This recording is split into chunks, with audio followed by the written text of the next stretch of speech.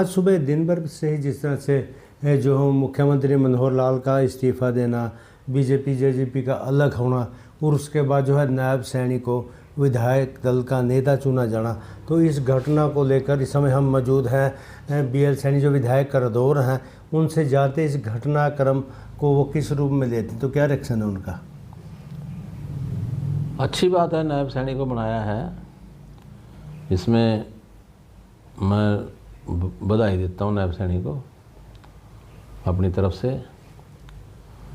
बाकी क्योंकि खट्टर साहब की पोजीशन बहुत ख़राब हो रही थी, हरियाणा प्रदेश के अंदर जितने भी सर्वे आ रहे थे, सब सर्वेज के अंदर विशेष तौर पे जो विधानसभा के चुनाव हैं उनमें सब में यही बताया जा रहा था कि अब की बार कांग्रेस पार्टी की सरकार आने वाली है और कांग्रेस 60 सीटों से भी ज़्यादा सीट लेकर के जाएगी।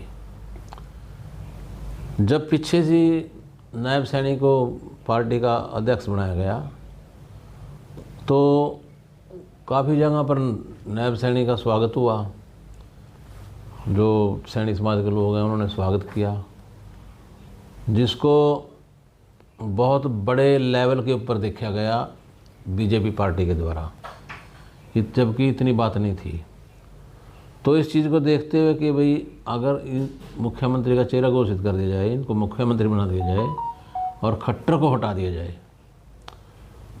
तो पार्टी का जो बीजेपी पार्टी का जो शीर्ष नेता हैं उनके दिमाग में एक बात थी कि भी इससे बीजेपी को बहुत बड़ा फ़ायदा होगा वोट के अंदर, विशेष तौर पे जो ओबीसी की वोट है।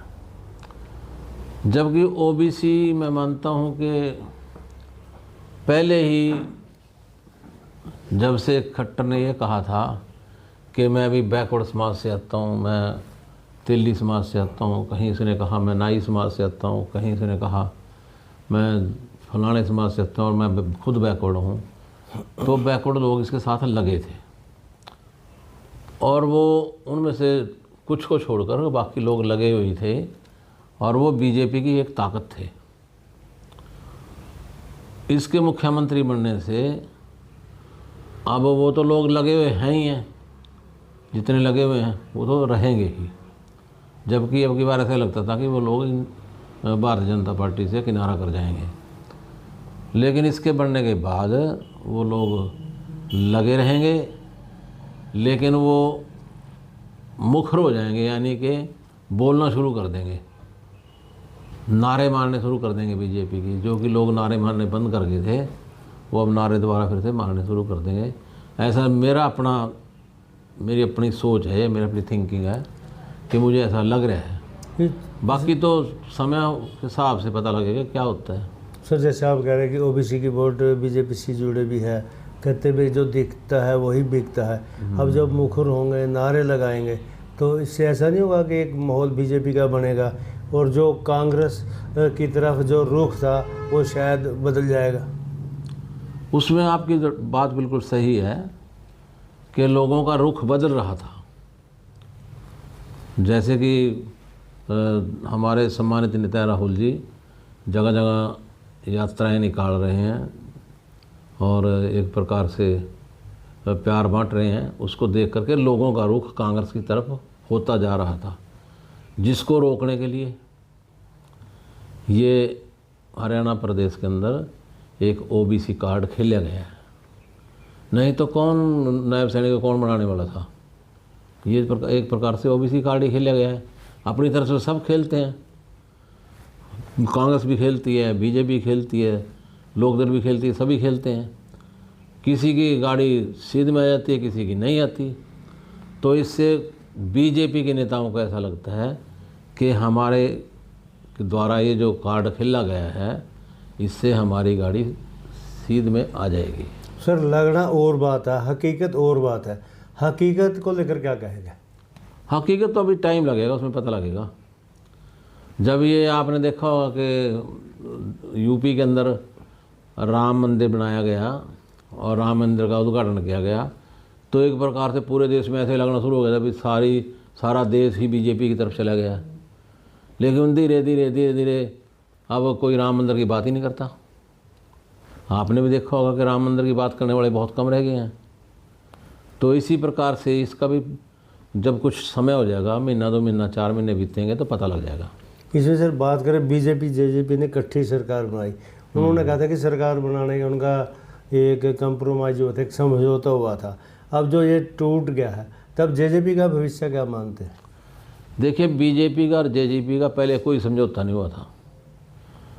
बीजेपी को जेजेपी वाले गालियाँ निकालते थे और जितनी भी वोट इन्होंने हासिल की या जितने भी इनकी 10 सीट आई, वो बीजेपी को गालियाँ निकाल करके आई कि इस पार्टी ने हमारे प्रदेश का नाश कर दिया है, देश का नाश कर दिया है, और लोगों ने इनकी हाँ में हाँ भरी और इनको बनाया। और अपने स्वार्थवश फिर इन लोगों ने बीजेपी के साथ मिल करके सरकार बना ली। लोग स्वार्थ सभी करते हैं, इन्होंने भी किया। और कहने के तो इन्होंने लोगों को बहकाने के लिए भी कहा कि हमने कॉमन मिनिमम प्रोग्राम जो है वो हम लागू करेंगे, लेकिन कहीं भी कोई ऐसा कॉमन मिनिमम प्रोग्राम लागू इन्होंने नहीं किया। तो इस प्रकार से ये तो 2 दिनों का जो मेल था ये बेमेल था, ये तो होना ही था। बीजेपी ने किसी भी सूरत के अंदर जेजेपी को अपने साथ रखना ही नहीं था। सर बिल्कुल आपने कहा कि बेमेल था, ऐसा होना ही था। आगे बीजेपी जेजेपी का क्या भविष्य मानते हैं? और जो लोकसभा की 10 सीटें हैं, तो कांग्रेस गठबंधन, इंडिया गठबंधन कितनी सीटों पर दावा करता है कि वो जीत पाएगा? देखो, वैसे तो विचार अपने अपने हैं। अगर हम ये कहें कि हम 10 की 10 सीट जीत जाएंगे, ऐसा कुछ नहीं है। और अगर बीजेपी वाले ये कहें कि हम 10 की 10 जीत जाएंगे, 10 सीट हमारी झोली में आ जाएंगे, ऐसा भी कुछ नहीं है। आज के समय में मुझे लगता है कि हम 5 सीट तो कम से कम जीत रहे हैं, और 6ठी सीट जो है वो जो आम आदमी पार्टी के साथ जिसका समझौता हुआ है, वो सीट भी शायद हम जीत जाएं। इसमें सर बात कर, जैसे रात को ही CAA कानून जो है मोदी सरकार ने पास कर दिया है, तो उस पर क्या रिएक्शन सर? ये मेरे हिसाब से तो मेरी पार्टी चाहे कुछ भी सोच रही है, जो बयान देगी, लेकिन मेरा अपना व्यक्तिगत बयान है कि ये बीजेपी ने गलत किया है। ये तो वो बात हो जाएगी कि पाकिस्तान के और दूसरे बांग्लादेश के लोग ज़ोर ज़बरदस्ती से यहाँ आएंगे और यहाँ के नागरिक बनते रहेंगे। फिर धीरे धीरे ऐसे होगा कि इनकी संख्या इतनी बढ़ जाएगी कि ये लोग ही यहाँ MP के चुनाव भी लड़ेंगे, MLA के भी लड़ेंगे और हमारा हिस्सा खाएंगे।